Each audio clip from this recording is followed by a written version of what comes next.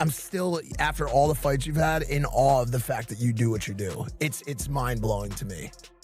Thank you, man. Yeah. I mean, it's not that hard to get your beat, but it was a great experience. Like, I learned a lot in there. I can't really talk. The fight was first announced, you had said something to the effect of this would end Jake Paul's career. After what you saw tonight, do you think that Jake should continue to box, or what do you think the future holds for him? Yeah, no, I really take my hat off. So, I mean, we have to see if it is a broken jaw. Those injuries are very difficult to come back from. But as AJ said, like that last shot would have knocked out a lot of heavyweights. Jake Paul has reportedly declared his retirement from boxing after suffering a brutal knockout in the 6th round against former heavyweight champion Anthony Joshua in Miami. The fight also resulted in Paul sustaining a double jaw fracture that required surgical repair.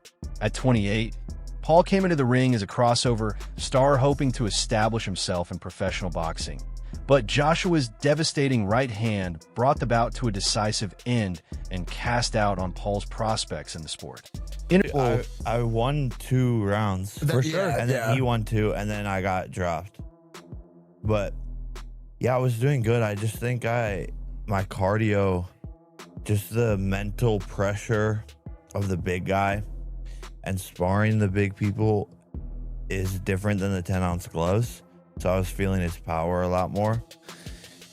But it was a great experience. Like, I learned a lot in there. I can't really Are you in pain? Yeah, but Does it hurt? It's not from like talking. Talk to me about what your jaw feels like, because you got it's like a baseball in there. two plates. It just feels like 4 titanium plates. 4 titanium plates. How many do you have? Just 1. 8 screws. 8 screws. Wait. All right, I got plate in my head. Jake Paul is reportedly contemplating stepping away from boxing after taking a severe beating in his latest fight. The match, which ended in a 6th round knockout, left Paul with a double jaw fracture that required surgery. Multiple knockdowns throughout the bout, coupled with the punishment absorbed from a highly accomplished heavyweight like Anthony Joshua, have fueled speculation about whether Paul will continue his boxing career. Tiring from boxing. I'm getting hit in the fucking face every single day while I could be playing soccer in Saudi. I'm friends with the Saudis slash football. Back in the day? I was on the A team in 7th grade. I have a really good kick. I can run fast. And I'll knock out everyone that f***s with us. Yeah. Please give me $1 billion. Hearn maintained his original warning about the fight, but adopted a more serious perspective in the aftermath. Reflecting on his prediction that this matchup could take a toll on Jake Paul, Hearn said the result confirmed his concerns. He emphasized that injuries such as a broken jaw are not only physically painful, but also mentally challenging, especially for a fighter still developing at the highest level. Hearn highlighted that time away from training, the fear of brain injury, and a disrupted rhythm can significantly impact a boxer's career path. While praising Paul's toughness and determination, he underscored that boxing is unforgiving, and moments like this often force fighters to weigh whether continuing is worth the risk. Follow with you, because when this fight was first announced, you had said something to the effect of this would end Jake Paul's career. After what you saw tonight, do you think that Jake should continue to box, or what do you think the future holds for him? Yeah, no, I really take my hat off. So, I mean, we have to see if it is a broken jaw. Those injuries are very difficult to come back from. But as AJ said, like that last shot would have knocked out a lot of heavyweights. And I know he went down heavy, but you know he was conscious on the floor. And I thought his game plan, although obviously very negative early on, which it had to be, was smart at times. And there were times where he held his feet and let his hands go. You know, it was a very one-sided fight. It was always going to be a one-sided fight. But you can't give him anything but credit and respect. There's a lot of negative people out there. There's a lot of people who want to criticize people. They're not doing what Jake Paul's done. He just went in with Anthony Joshua and gave it his best shot. Took a lot of punishment and ended the fight eventually. UFC commentator and podcast host Joe Rogan shared a serious and cautionary perspective following Jake Paul's knockout loss to Anthony Joshua, which left him with a double jaw fracture. Rogan urged Paul to carefully consider the long-term consequences of continuing in professional boxing. He stressed that the punishment Paul endured, particularly from a seasoned heavyweight like Joshua, goes far beyond immediate injuries. warning of the lasting physical and mental effects that many fighters face after their careers. Rogan described the impact of the knockout as equivalent to multiple heavy punches, emphasizing how quickly damage can accumulate in the ring. His message extended beyond this single fight, serving as a reminder that consistently absorbing high-level punishment carries serious, potentially permanent risks, and Paul should weigh whether continuing is truly worth it. That guy did great for someone who's been boxing for like less than a decade. He has had no real professional opponents other than Tommy Fury that were legitimate world-class boxers. I don't even remember what happened in the Tommy. He lost a close decision, but it was a good fight. It was a good fight, though. He's a good boxer. If he wasn't a YouTuber, people would be way more impressed with him. Yeah. The problem is he was like a famous kid, and then no one took him seriously. Yeah. But and then he started too with like more spectacle-ish fights. People were like, "Oh, this is you." He fought, Nate Robinson, like a basketball player. But the thing is, he knocked Nate Robinson He knocked him the fuck out. And it's the way he did it that I was trying to tell people. I'm like, no. Jake Paul has reportedly suggested that he might consider using performance-enhancing drugs as a way to address ongoing speculation about whether he has previously used them. According to online reports and secondhand sources, Paul indicated that demonstrating visible changes would prove that his past physique and performances were achieved naturally. Critics have labeled the idea as provocative and risky, while some supporters see it as Paul pushing back against years of scrutiny over his body and power. Given boxing's strict anti-doping regulations and the serious consequences tied to PD use, many observers remain skeptical and caution against taking these claims at face value until Paul publicly clarifies his intentions. The statement is unverified, adding another layer of controversy to an already turbulent period in his career.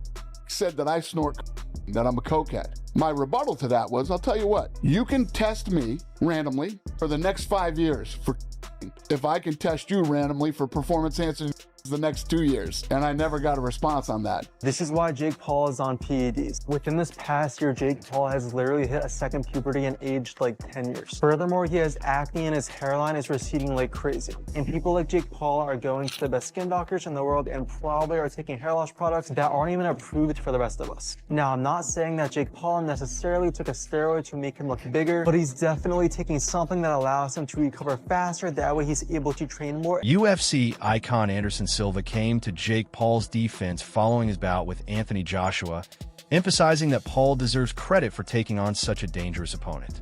Silva pointed out that stepping into the ring with a former heavyweight world champion shows a willingness to face legitimate challenges, rather than simply building an easy record. He argued that critics who downplayed Paul's previous fights can no longer say he avoided top-tier competition when he squared off against someone of Joshua's caliber, no matter the result. Respect him.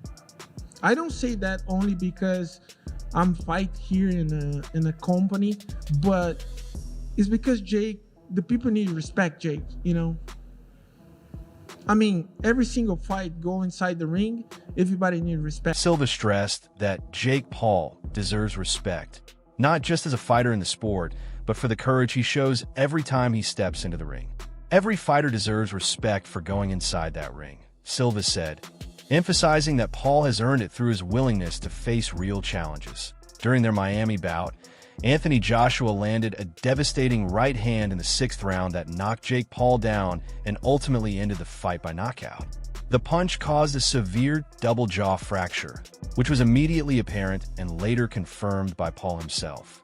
Following the fight, Paul was rushed to a hospital where surgeons repaired the damage, installing 2 titanium plates on each side of his jaw and removing several teeth as part of the procedure.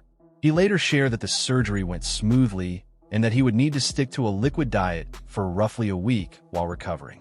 Ever give a monkeys about what anyone says, because they sit at home, they're full of negativity. It's like the people that are negative towards someone like Jake Paul. Look at what he's done with his life. Do you know what I mean? So yes, it took AJ a couple of rounds to get hold of him, and then he knocked him spark out and broke his jaw. It was a frustrating 2-3 rounds maybe, because Jake was moving so much, holding, but did well, I thought. I mean, I was impressed with him. I mean, I was more impressed with his toughness. because I think that last shot would have knocked out most heavyweights. I mean, you've got to respect him because he did what many people wouldn't do, which was get in the ring with him. And, he didn't, I know he run and hold, but he also let his hands go at times. And he was in the firing line. And, we got 6 good rounds in the end of actual work. You see it in the end? Yeah, I actually think it's a positive because, we could have gone in there and got it all over with 45 seconds. He's done an 8-week camp, and now he's done 6 rounds. He's got something to go back and work on with a team. And onwards. 6th round knockout of Jake Paul by Anthony Joshua left no doubt that the fight was genuine, countering online speculation that it might have been staged. Promoter Eddie Hearn addressed the rumors directly, emphasizing that this was an official professional bout with real stakes, overseen by boxing authorities and monitored by legal betting markets, conditions that make a scripted outcome both illegal and highly unlikely. Hearn also highlighted the severity of Paul's double jaw fracture, which required surgery, as further proof that the match was authentic and not orchestrated. Damn, son. Fuck me. How did Jake Paul actually remain conscious after that? And yeah, he got a broken jaw in 2 different places. And when they zoomed in on his mouth inside after the fight, a row of his teeth had just been dislodged into a whole nother fucking section of his mouth. Whatever you think of Jake Paul, surely that now puts an end to the fixed fight narrative. Like, his mouth is in bits. This was not a fixed fight. No matter how much you dislike it, it was what it was. So how did he do? Well, on the one hand, Jake fucking Paul, the YouTube guy who started by fighting Deji, getting in a ring with AJ is just impressive to start off with. He made it 6 rounds, and when he was getting hurt, he kept getting up, and he showed heart. It probably would have been easy to stay down and not get your teeth shoved into your fucking back of your head. And a lot of people are saying, look, he lasted longer than Francis Ngannou, so that's something. But why did he last longer than Francis Ngannou? Obviously, I think we all know why. Francis Ngannou came into the ring with the belief he could win. He was trying to win from the first bell. Jake Paul was more trying to survive and hope that like a miracle happens in the fight sometime. And when you've got those completely different states of mind, it delivers completely different results, right? Francis is right there in front of you. He's trying to hurt you. He's committing. He's leaving openings because he's committing. The other guy is halfway across the fucking ring. And when one guy isn't wanting to engage, it's really hard to pin them down and hurt them because they're not basically contributing to the sport. We're supposed to be fighting each other, not, you running away from me and me having to run after you. And we've seen this before in other boxing matches. It just makes it a very difficult night for the guy who's trying to be the aggressor, especially when you've got a ring that big and the guy who you're... Some fans have been comparing Jake Paul to Francis Ngannou based on how long each fighter lasted against Anthony Joshua. A post from Blonde MMA summed it up by suggesting that the focus shouldn't just be on the outcome. While Ngannou lasted only 2 rounds against Joshua, Paul went 6, even enduring a knockout that left him with a double jaw fracture. This led many to argue that Paul demonstrated greater durability in the ring against the same elite opponent. Some even suggested that Paul's performance hints at the potential to compete at higher levels, showing resilience that might scale closer to fighters like Tyson Fury, at least in terms of surviving against a top-tier heavyweight. Reason why Jake Paul lasted longer than Francis Ngannou. Francis Ngannou came to fight. That's it. It was like Jake was stuck in 2020 the way he stayed 2 meters away from Joshua at all times. Jake was nowhere near Joshua's range. Nowhere near. Francis was very near. He came to box him. Jake just came in there to survive. That's all it was. He just wanted to see the end bell. He maybe land a lucky overhand right, which he did land a couple. Eventually, when the distance was closed, due to Jake not running, due to him being tired, boom, the knockout came. That's all it was. I don't want to hear people say, oh, he did better than Francis, because he didn't, because Francis was in boxing range, and Jake might as well have been in the... Alexander Usyk's manager, Sergey Lepin, praised Anthony Joshua's recent performance, describing it as a strong step in his return after an extended break. Lepin called the bout a solid fight and suggested it could open the door to major matchups later this year against other top heavyweights, including Tyson Fury. He also acknowledged Jake Paul's determination, highlighting how the influencer-turned-boxer repeatedly got back up despite facing a far more powerful professional opponent. Joshua's strength, Lepin noted, played a major role in the outcome.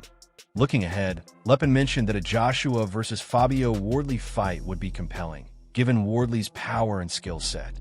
He also reiterated confidence that Joshua could defeat Fury if the matchup happened next year.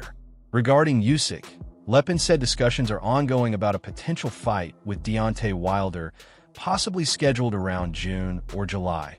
Those specifics were still being finalized. Fans here with Sergey Lapin. Sergey, Anthony Joshua stopping Jake Paul tonight. He had a message for Tyson Fury. Greedy belly. What did you make of that? Nice fight. Before 1 year, not work, not training, and now today this first step. Yes. Maybe second step, one more opponent, one more fight, and maybe we see fight Fury and AJ in September, November. I don't know. Good fight. Yeah. What did you think of Jake Paul's performance in there? He kept getting up, showed bravery. What did you make of Jake Paul? For me, I like this guy good.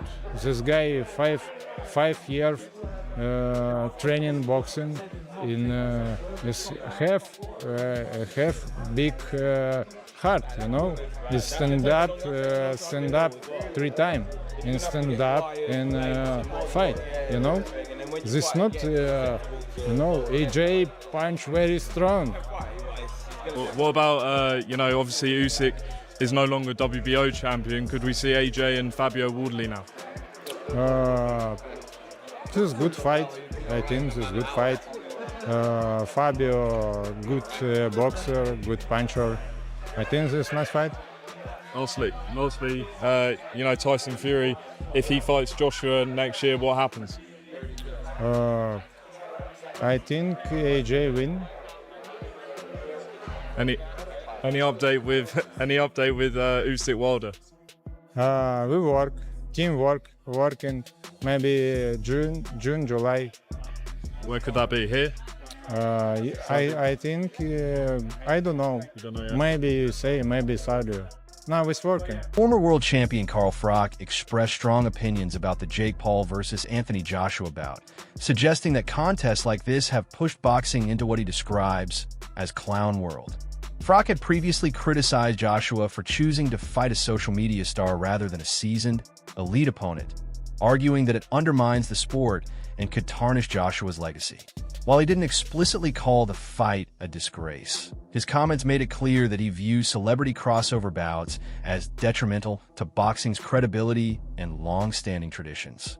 6 rounds, got Jake Paul out of there, dropped him. I think he got stopped on his feet, counted out, knocked out, whatever, however you want to call it. It wasn't a bad knockout. It wasn't an El Sparko. He wasn't rendered unconscious, but he got done. He got it on the chin. He went over. He didn't beat the count. He was sort of up on his feet. But if I'm honest, the whole fight was terrible, wasn't it? It was just so bad. It was just shit, wasn't it? A proper bad fight for AJ. And let me start with AJ. AJ was following him around the ring a little bit, sort of pouring with a jab, putting the jab on the shoulder of Jake Paul, sort of putting him in the corner and not really pulling the trigger on the right hand. He didn't seem to be motivated to go in there and just smash Jake Paul into oblivion in the first 1 or 2 rounds, which I think he could have done. But he's been out of the ring 15 months. He's a bit slow on his feet, a bit ring rust maybe, and it's hard. When I used to spar novice amateurs, even when I was a world champion pro, if you're not motivated, sometimes you can have a couple of bad rounds and you're sort of looking at your opponent and a jab hits you or right hand hits you. And I think AJ was in a bit of a daze early on, just walking him around, touching the jab on his shoulder, not really pulling the trigger on the right hand. Didn't look like he got out of first gear. Jake Paul was just on pure survival mode from round 1 right through to round 6. I don't know if he's got a moral victory going 6 rounds. Maybe he has. People might give him credit for going 6 rounds. But he got in there and just survived. He just went in there and ran like a chicken from round 1 right through to round 6 when he got splattered. And it's like, it's just, you can't really justify what he's done, because this is supposed to be a professional sanctioned boxing match. And I think it brings the integrity of the sport down when somebody like AJ, is a 2-time world champion, can't get in there and just completely dismiss somebody like Jake Paul, who I've said for ages can't fight. He's not a professional boxer. It's just AJ following him around, touching him to the shoulder. Round 1 came and went. Round 2 was much of the same, bit slow. I think AJ got caught with an overhand right at one stage, but sometimes when you... If you like this video, make sure to get a thumbs up, share it with your fellow boxing fans, and subscribe for more exciting fight coverage. Thanks for tuning in, and we'll catch you in the next one.